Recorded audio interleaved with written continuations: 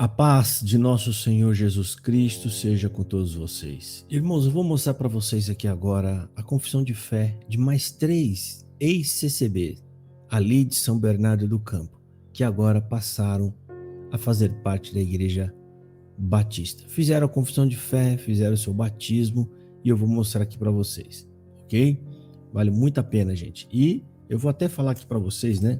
Anotei o princípio da fala desses 3 irmãos, né? Mais uma vez, uma grande maioria de batizados nas igrejas por aí são de CCBanos, o que indica uma saída, um êxito muito maior da congregação cristã no Brasil do que de outras igrejas, tá? Eu quero que você entenda isso, irmão, né? Se você entra numa igreja e tem lá 10 pessoas sendo batizadas, 8 está vindo de uma única igreja, tem algum problema nessa igreja, né? Agora, se você em 10 tivesse ali 2 CCBanos, 3, aí tivesse ali 2, 3 assembleiana, 2, 3 ateu, né? Que se converteu, aí ia estar equilibrado. Mas das análises que a gente vem fazendo aqui, pessoal, né?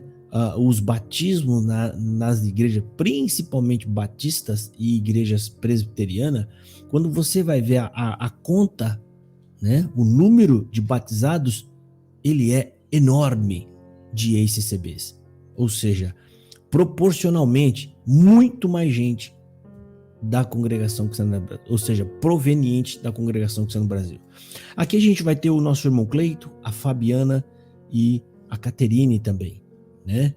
E o Cleito, eu vou fazer até um adendo aqui, aliás, uma observação na fala dos 3, né? O Cleito disse assim: nasci na graça. Ele está mencionando o que ele acreditava, né? Que ele nasceu na graça, que Jesus era quase esquecido e eles tinham apenas faltas e fraquezas. E ele teria a coroa da vida eterna se ele fosse firme e fiel até a morte, né? E ele fala outras coisas mais, ou seja, frases típicas CCBana. Só quem esteve lá é que vai entender o que eles queriam dizer com todas essas frases. Para você ver que a CCB ela tem um dialeto próprio, que é uma espécie de uma mensagem subliminar que só o CCBano entende. Se você fala isso, se o Cleito fala isso para outras pessoas, eles vão ficar boiando, mas nós sabemos quando ele quer dizer nasci na graça, faltas e fraquezas, e herdarei a coroa da vida eterna se eu for firme e fiel até a morte. E aí nós temos a irmã Fabiana também, apontando ali, né, algumas crenças que ela tinha na congregação, que era o triunfalismo, o antropocentrismo, né? E ela também fala que ela era obcecada por revelações, ou seja, a Bíblia não tinha importância. O importante era ir buscar a tal da palavra que era a revelação, né? E a Caterine, uma garotinha, rapaz, né? Ela fala: eu não sabia quem era Cristo. Não é quem era Cristo, CCBano, do jeito que você sabe, né? Esse é o personagem, não. Quem era Cristo? Cristo é Deus. E outras coisas nessa linhagem profunda. Vocês também não sabem quem é Deus, CCBano. E ela fala, né? E o motivo de sua encarnação. Ou seja, por que ele veio aqui e se encarnou, né? Para se fazer como um homem entre nós. Então eu vou rodar aqui agora para vocês assistirem, eu quero que vocês assistam aqui, e estamos aí, gente, mais essa vitória para todos nós. Tem vários vídeos que estão chegando aqui para mim, cartas também, e os irmãos mandando e-mail de membros da CCB que estão se batizando em outras igrejas, e membros gente do ministério, mandando carta cooperador de jovens, encarregado, mandando aqui para nós, mas eu não dou conta de mostrar todos. Mas fica aí para vocês. Deus abençoe grandemente o irmão Cleito, a irmã Fabiana e a Caterine, que o Senhor encha vocês cada vez mais, né, de graça e que vocês possam crescer também em conhecimento. Deus abençoe a todos. Segue aqui, fica com o vídeo. Fiquem na paz do Senhor Jesus.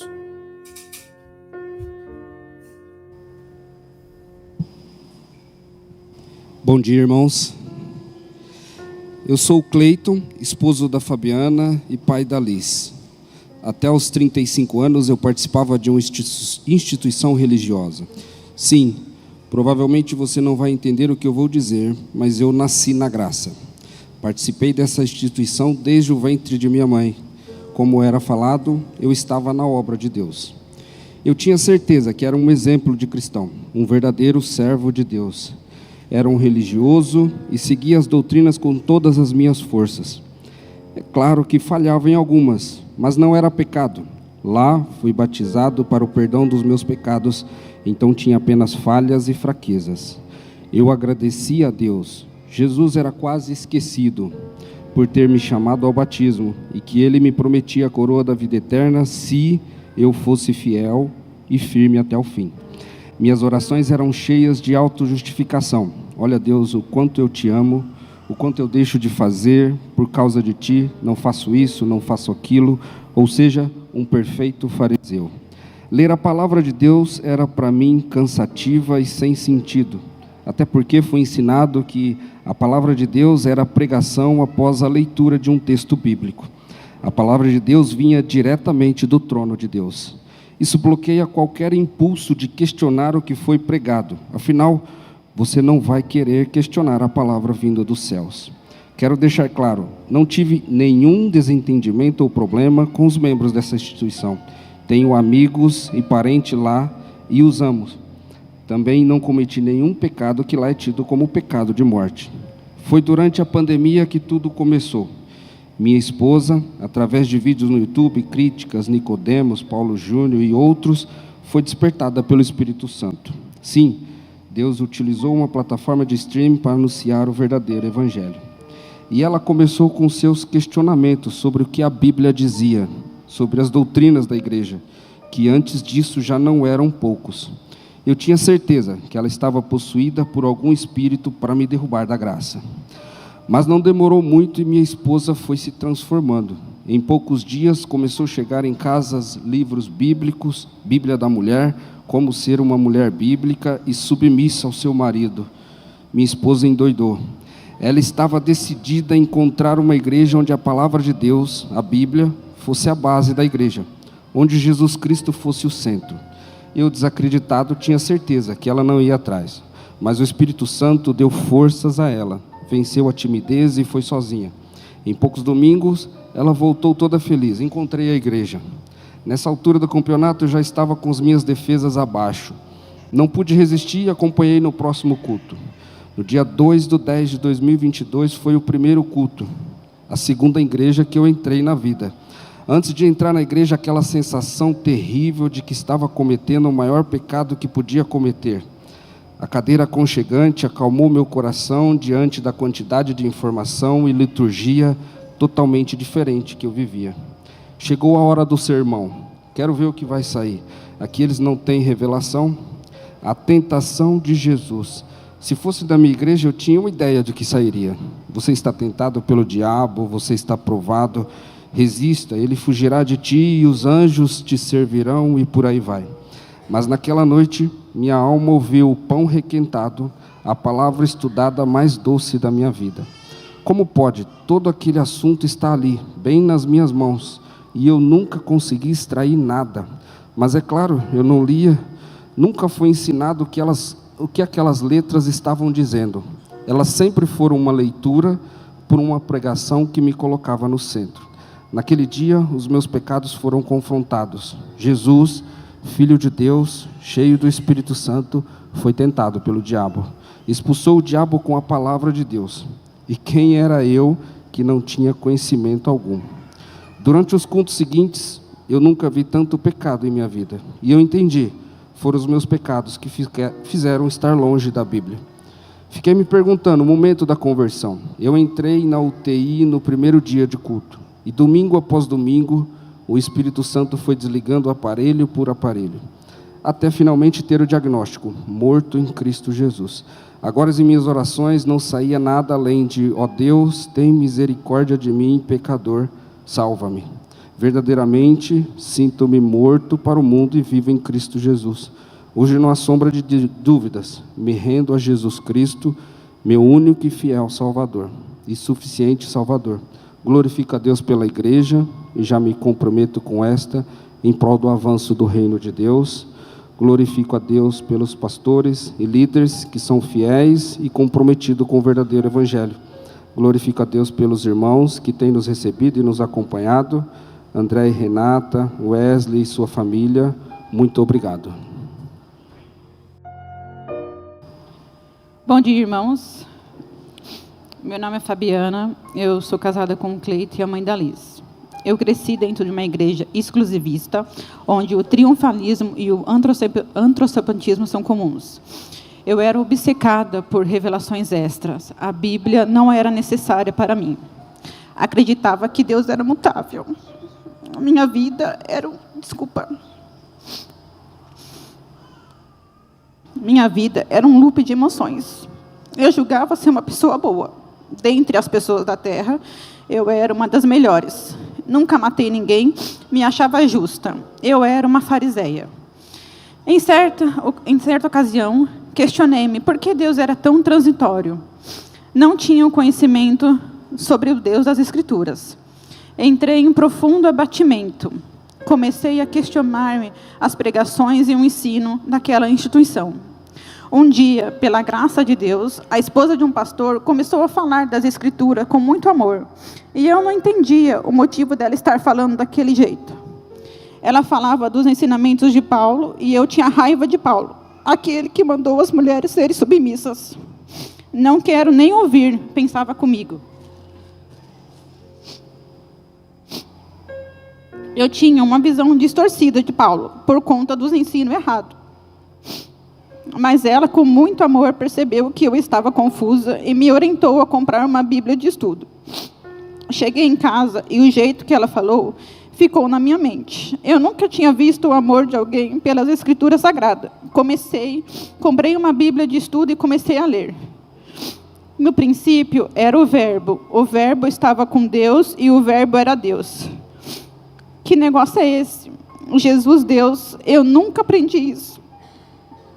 Cada leitura era uma descoberta. Como se eu tivesse encontrado um tesouro. Era exatamente assim que eu estava me sentindo.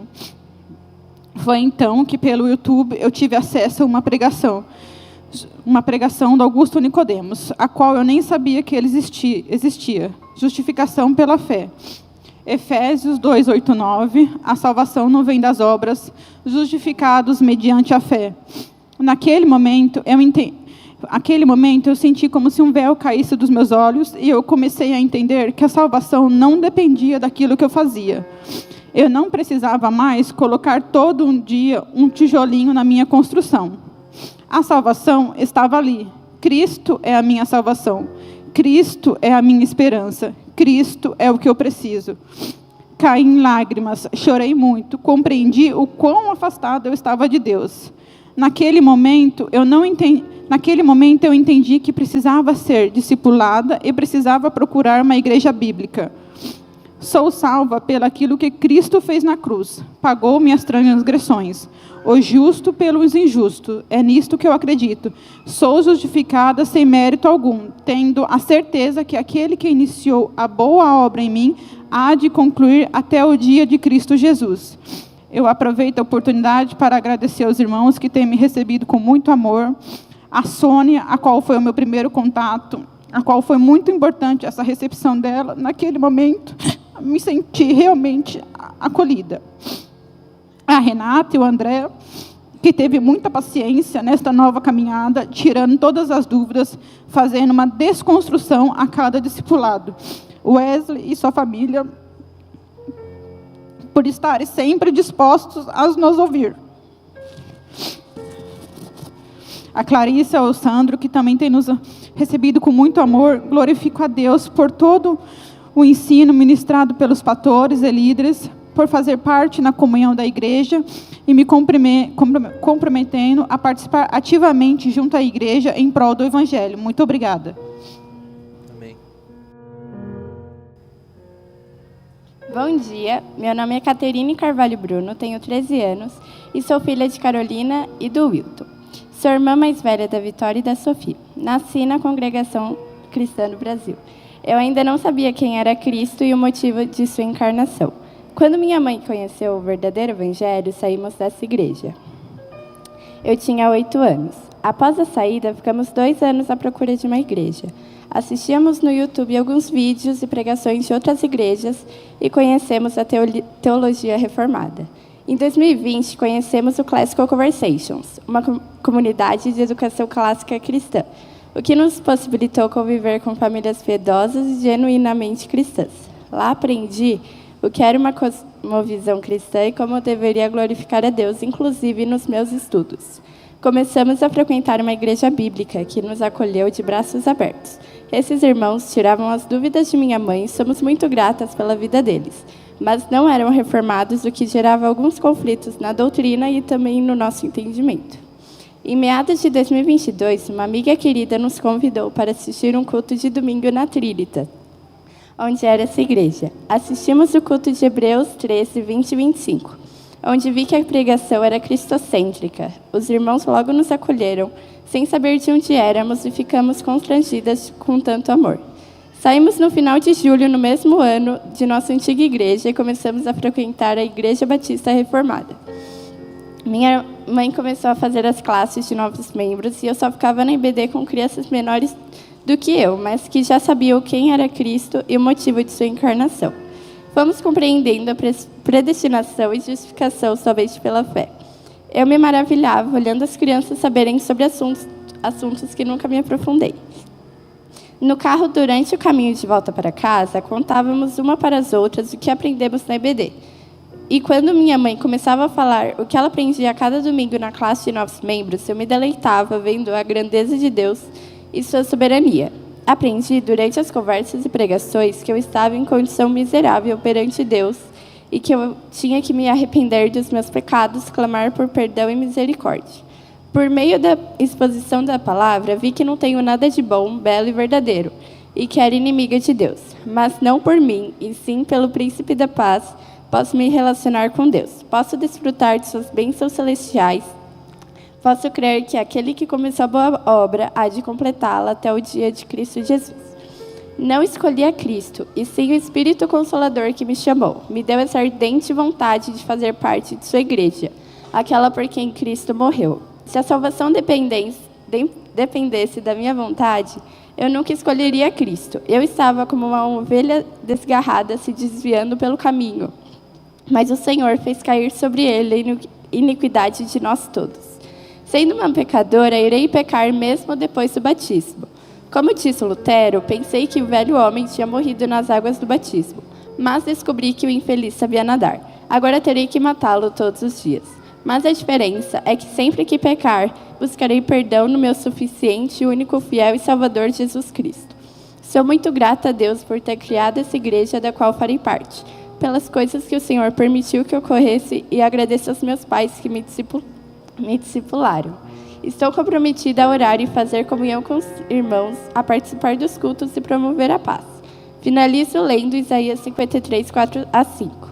Certamente Ele tomou sobre si as nossas enfermidades e as nossas dores levou sobre si. E nós o reputávamos por aflito, ferido de Deus e oprimido. Mas Ele foi transpassado pelas nossas transgressões e moído pelas nossas iniquidades.